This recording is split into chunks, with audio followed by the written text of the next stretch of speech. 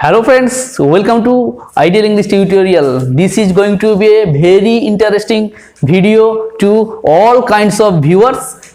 Friends, দেখো আজকের যে ভিডিওটি আলোচনা করব অত্যন্ত গুরুত্বপূর্ণ প্রোনাউন্সিয়েশন এন্ড স্পেলিং অর্থাৎ উচ্চারণ এবং বানান এই দুটো জিনিস নিয়ে আমরা প্রায়শই ভুল করে থাকি অর্থাৎ কোন ক্ষেত্রে কি বানান হবে আবার কোন ক্ষেত্রে কি উচ্চারণ হবে এই দুটো বিষয়ে আমরা ঘাবড়ে যাই। তো তোমরা দেখে নাও আজকে আলোচনা করব বেশ কিছু উদাহরণ নিয়ে যেখানে কি হচ্ছে শব্দের মধ্যে বানান বা লেটারগুলো থাকবে অর্থাৎ স্পেলিং এক হবে কিন্তু উচ্চারণ আলাদা হবে। দেখে নাও এখানে আমি বোর্ডে কতগুলো লেটার লিখেছি B D G H K L N P T U W. এই যে লেটারগুলো শব্দের মধ্যে থাকবে অথচ সেখানে উচ্চারণ হবে না অর্থাৎ এইগুলো এখানে সাইলেন্ট থাকবে অর্থাৎ এই লেটারগুলো যে সমস্ত ওয়ার্ডে থাকবে সেখানে কিন্তু এটা উচ্চারণ হবে না। তোমরা দেখে নাও উদাহরণে বি উচ্চারণ হবে না এমন কিছু ওয়ার্ড এখানে দেওয়া রয়েছে অর্থাৎ এই সমস্ত ওয়ার্ডগুলো উচ্চারণ করার সময় বি উচ্চারিত এখানে হবে না। যেমন দেখো ডিইবিটি স্পেলিং করার সময় ডিইবিটি বলতে হলো কিন্তু উচ্চারণ করার সময় হবে ডেট ডিইটি অর্থাৎ বি এর এখানে কোনো প্রয়োজন নেই উচ্চারণ করার ডিইবিটি ডেট ডেভড নয় ডিইবিটি ডেট ডিওইউবিটি ডাউট আমরা প্রত্যেকেই বলে থাকি ডাউট কিন্তু বি থাকবে এখানে ডাউট। যেমন ধরো বুড়া আঙুল থাম নট থাম্ব ল্যাম্প নয় ল্যাম্প এল এ এম এই উচ্চারণটা হবে কিন্তু বি থাকবে ল্যাম্প ডাম ডাম্প নয় ডাম মানে হচ্ছে বোবা অর্থাৎ যে কথা বলতে পারে না ডাম। এরকম খুবই ইন্টারেস্টিং এই সমস্ত ওয়ার্ডস গুলো তোমরা এগুলো অবশ্যই ভালো করে জেনে রাখো তোমাদের ব্যক্তিগত জীবনে কাজে লাগবেই। অবশ্যই ভিডিওটি শেয়ার করে তোমাদের বন্ধুদের জানিয়ে দেবে যে এই সমস্ত মিস্টেকস বা ভুলগুলো যেন তারা আর না করে। এরপরে দেখো ডি ডি কোথায় কোথায় সাইলেন্ট থাকে বা উচ্চারিত হয় না। যেমন ধরো knowledge K N W L E D G E দেখো লেজ এল ই জিই লেজ এক্ষেত্রে কি দেখো ডি এর উচ্চারণ কিন্তু আসছে না নলেজ এলিজি লেজ অর্থাৎ নলেজ এখানে কিন্তু ডি এর উচ্চারণ আসছে না। হেজ হেজ মানে কি হেজ মানে হচ্ছে ছোট ছোট গাছের সারি hedge H E DGE hedge এখানে ডি উচ্চারণ হচ্ছে না। তারপরে দেখো ব্রিজ ব্রিজ মানে আমরা জানি প্রত্যেকে সেতু ব্রিজ ব্রিজ দেখো এখানে কিন্তু ডি উচ্চারিত হচ্ছে না। তো মনে রাখবে বেশিরভাগ ক্ষেত্রে দেখো ডি আর জি যখন পাশাপাশি থাকবে তখন কিন্তু ডি সাইলেন্ট হয়ে যাবে বা উচ্চারিত হবে না। তারপরে দেখো জি জি কোথায় কোথায় সাইলেন্ট হয়ে যায় সাইন আমরা সবাই সাইন করি SIGN দেখো সাইন জি উচ্চারিত হচ্ছে না sign design design design resign অর্থাৎ দেখো জি যদি আমি বাদ দিয়েও বলি রিজাইন তাহলে SIN রিজাইন জি উচ্চারিত হচ্ছে না। Foreign foreign foreign FOREIN FOREIGN অর্থাৎ জি থাকলেও উচ্চারিত হচ্ছে না থাকলেও উচ্চারিত হচ্ছে কিন্তু স্পেলিং এর সময় কিন্তু ইউ মাস্ট পুট জি তোমাকে কিন্তু জি দিতেই হবে কিন্তু উচ্চারণের সময় তোমাকে কিন্তু জি উচ্চারণ করা চলবে না।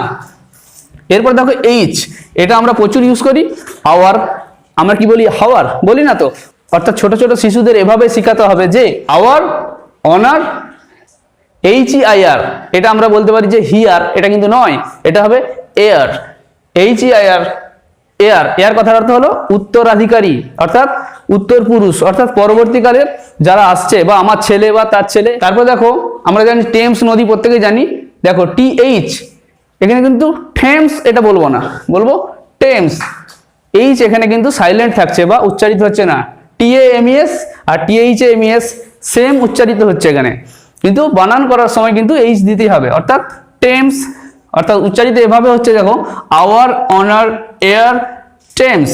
তারপরে দেখো কে থেকে কে কখন উচ্চারিত হবে না নো নো মানে জানা দেখো NOW নো KNOW নো অর্থাৎ কে না থাকলেও কিন্তু উচ্চারিত হচ্ছে অর্থাৎ কে এর এখানে কোনো ভূমিকা নেই শুধুমাত্র বানানের জন্য কিন্তু কেটা আমাকে মনে রাখতে হবে নো। তারপরে দেখো নলেজ নলেজ KNOW ওখানে কে এর কোনো উচ্চারিত হচ্ছে না। নাইট নাইট মানে যোদ্ধা নাইফ মানে ছুরি নখ নখ মানে ধাক্কা দেওয়া বা ঠেলা। এরপরে দেখো এল এল এই লেটারটি উচ্চারিত হবে না এমন প্রচুর শব্দ আমরা ব্যবহার করি দেখো যেমন ধরো CALM কাম কাম মানে শান্ত CALM, এখানে দেখো ল উচ্চারিত হচ্ছে না, CAM কাম এমন হচ্ছে, CALM কাম, ল উচ্চারিত হচ্ছে না। দেখো হাফ, আমরা কি বলবো যে হাল্ভ, না এমন হবে না, উচ্চারিত হবে হাফ। তারপরে দেখো কাফ, কাফ মানে হচ্ছে বাছুর। এরপরে দেখো কুড, COULD কুড, এখানে কিন্তু ল বা এল উচ্চারিত হচ্ছে না। তারপরে দেখো টক, টক, চক, এই ক্ষেত্রে কি হয়, আমরা বানান ভুল করে থাকি, চক CHLK, CHK নয়, অর্থাৎ আমাদের বুঝতে হবে যে কোথায় কোথায় এল কিন্তু থাকলেও উচ্চারিত হবে না। এরপরে দেখো এন, উদাহরণ দিচ্ছি দেখো অটাম, আমরা বলি না যে অটাম, এমন নয়, অটাম অর্থাৎ ময়ে শেষ হচ্ছে এম এ, এনটা তারপরেও থাকছে। এরপর যেমন ধরো কন্ডেম, কন্ডেম বলি আমরা, অর্থাৎ কাউকে বিরোধিতা করা বা প্রতিবাদ করা, কন্ডেম কিন্তু এনটা থাকবে, উচ্চারণ হবে না। তারপরে যেমন ধরো কলাম, কলাম যেমন ধরো রো কলাম, এগুলো ইউজ করি কম্পিউটারে আমরা, কলাম। তো কলাম উচ্চারণটার সঙ্গে কিন্তু এন থাকছেই না, অর্থাৎ ময়ে শেষ হচ্ছে কলাম, তাই এখানে এন কিন্তু এক্সট্রা রয়ে যাচ্ছে কিন্তু উচ্চারিত হচ্ছে না। এরপর দেখো পি, এই সমস্ত ওয়ার্ডগুলোতে কিন্তু পি থাকলেও উচ্চারিত হবে না। যেমন ধরো রিসিট, যেমন আমরা কোনো কিছু রসিদ যখন পাই, কোনো কিছু কেনাকাটা করলে একটা রসিদ পাই, বা কোথাও কিছু আমরা টাকা জমা দিলে রসিদ পাই, সেই রসিদের ইংরেজি হচ্ছে রিসিট, নট রিসিপ্ট। প উচ্চারণ হবে না, উচ্চারণটা হবে রিসিট, অর্থাৎ পিটাকে তুলে দিতে হবে উচ্চারণের সময়, রিসিট। তারপরে দেখো নিউমোনিয়া বা রক্তাল্পতা রোগ, এক্ষেত্রে কি হচ্ছে দেখো পি দিয়ে শুরু হবে কিন্তু উচ্চারণের সময় কিন্তু পি উচ্চারিত হবে না।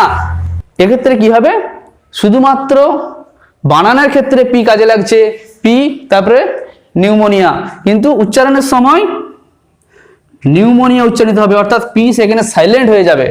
এরপরে দেখো সাইকোলজি অর্থাৎ মনোবিদ্যা, সাইকোলজি দেখো PSY সাই, এটাকে কিন্তু পি উচ্চারিত হচ্ছে না সাইকোলজির ক্ষেত্রেও। তারপরে দেখো সিউডো, সিউডো পি প্রথমে রয়েছে কিন্তু উচ্চারিত হচ্ছে সিউডো এস দিয়ে, সিউডো কথার অর্থ হলো ছদ্ম, যেমন বলি আমরা সিউডোনেম অর্থাৎ ছদ্মনাম। এইরকম দেখো কিছু কিছু ওয়ার্ড রয়েছে যেখানে কি হচ্ছে পি টোটালি সাইলেন্ট আছে, কিন্তু বানানোর ক্ষেত্রে পিটা কিন্তু আমাদের লিখতেই হচ্ছে। তারপরে দেখো টি, টিও খুবই কাজে লাগে যেখানে আমাদের উচ্চারিত হয় না, যেমন আমরা এগুলো ইউজ করি মানে অফেন, মানে মাঝে মধ্যেই বলি তো আমরা অফেন। দেখো অফটেন কিন্তু নয়, অফেন, অর্থাৎ টি উচ্চারিত হচ্ছে না। তারপরে দেখো লিসেন, আমরা বলি তো please listen to me, listen not listen. তারপর দেখো সফটেন নয়, সফেন অর্থাৎ নরম করা বা কোমল করা। তারপর দেখো হইচই, ইংরেজি হচ্ছে হাসেল নট হাস্টেল, আমরা ভুল করে অনেক সময় হাস্টেল বলে ফেলি, এমনটা হবে না, উচ্চারণটা হবে হাসেল। তারপর দেখো জসেল, জস্টেল নয়, জসেল মানে ঠেলা ঠেলি। তারপরে দেখো বুচার, বুটচার নয়, বুচার, এখানে কিন্তু টি উচ্চারণই হচ্ছে না, দেখো বুচার অর্থাৎ এখানে টি সাইলেন্ট থাকছে। বুচার কথার অর্থ হলো কসাই। এরপর দেখো ইউ দিয়ে কিছু ওয়ার্ডস আছে যেখানে U will be totally silent, যেখানে ইউ টোটালি সাইলেন্ট আছে, যেমন ধরো গার্ড, GUARD, ধরো আমি জি বাদ দিলাম, GARD গার্ড, একই তো হচ্ছে, অর্থাৎ ইউ থাকলেও গার্ড, ইউ না থাকলেও গার্ড, তাই কিন্তু দেখো এখানে ইউ উচ্চারিত হচ্ছে না, গার্ড। অর্থাৎ বানানগুলো এভাবে আমাদের বুঝতে হবে যে বানান করার সময় বা লেখার সময় কিন্তু আমাদের সঠিক করে এই বানানগুলো লিখতে হবে। গেস, GUESS গেস, গেস মানে অনুমান করা, ধরো ইউ নেই, GESS গেস, তাও তো উচ্চারিত হচ্ছে, অর্থাৎ ইউ থাকলেও এখানে ইউ এর কাজ নেই। যেমন ধরো চেক, CHQUE চেক, ইউ উচ্চারিত হচ্ছে না। তারপর ধরো ভেগ, VAGE ভেগ, ইউ আসছে না। গেস্ট, গেস্ট দেখো GEST গেস্ট একই উচ্চারিত হবে, আবার GUEST গেস্ট একই উচ্চারিত হচ্ছে, কিন্তু বানান হবে GUEST, অর্থাৎ in case of spelling you have to use U, অর্থাৎ বানানের ক্ষেত্রে কি হবে তোমাকে কিন্তু ইউ দিতেই হবে। তারপরে আসছি দেখো W, the last letter W, উদাহরণ দিচ্ছি দেখে নাও, রাইট, ধরে নাও রাইট, এখানে W উচ্চারিত হচ্ছে না, WRITE রাইট, W বাদ দিলাম, RITE রাইট, সেম উচ্চারণ হচ্ছে রাইট, রাইট, অর্থাৎ W থাকলেও W এখানে উচ্চারিত হচ্ছে না, তাই এটা মনে রাখতে হবে যে W থাকলেও কোথাও কোথাও W উচ্চারিত হয় না। এমন কিছু শব্দ আছে যেমন ধরো রাইট, যেমন রিস্ট, রিস্ট মানে কবজি, আমরা রিস্ট ওয়াচ পড়ি, সেই রিস্ট দেখো রিস্ট W দিয়ে শুরু হচ্ছে কিন্তু কিন্তু বানান উচ্চারণের সময় কিন্তু তখন আর উচ্চারণ হচ্ছে রিস্ট, যেমন রং, রং মানে ভুল, কখনোই ডব্লুটা আসছেই না, রং মানে ভুল। সোড, সোড মানে তলোয়ার, দেখো এস ডব্লু থাকলেও এখানে এস উচ্চারণ হচ্ছে, শুধু এস ও আর ডি, সোড এমনটাই উচ্চারণ হচ্ছে, অর্থাৎ এস ডব্লু ও আর ডি এটা উচ্চারিত হবে সোড, এখানে ডব্লুর কোনো ভূমিকা নেই। র্যাথ, র্যাথ মানে হচ্ছে রাগ বা ক্রোধ, ডব্লু আর এ টি এইচ, দেখো এখানে ডব্লুটা বাদ দিলে কি হবে, র্যাথ আর এ টি এইচ, আর ডব্লু আর এ টি এইচ সেম প্রোনাউন্সিয়েশন, একই উচ্চারণ হবে, র্যাথ। র্যাথ মানে হচ্ছে রাগ বা ক্রোধ। So friends, this are very important words that we use in our regular life, আমাদের প্রতিনিয়ত এগুলো আমাদের ব্যবহার করি। তো তোমরা কি করবে, এই সমস্ত শব্দের বানানো উচ্চারণগুলো একটু প্র্যাকটিস করবে। অবশ্যই কমেন্ট বক্সে আমাকে জানাবে যে তোমাদের এই ভিডিওটি কেমন লেগেছে। যদি ভিডিওটি ভালো লাগে অবশ্যই বন্ধু সার্কেলে একটু শেয়ার করে দিও, আর একটা লাইক দিয়ে অবশ্যই কমেন্ট দেবে। ভালো থেকো, love English, English will love you.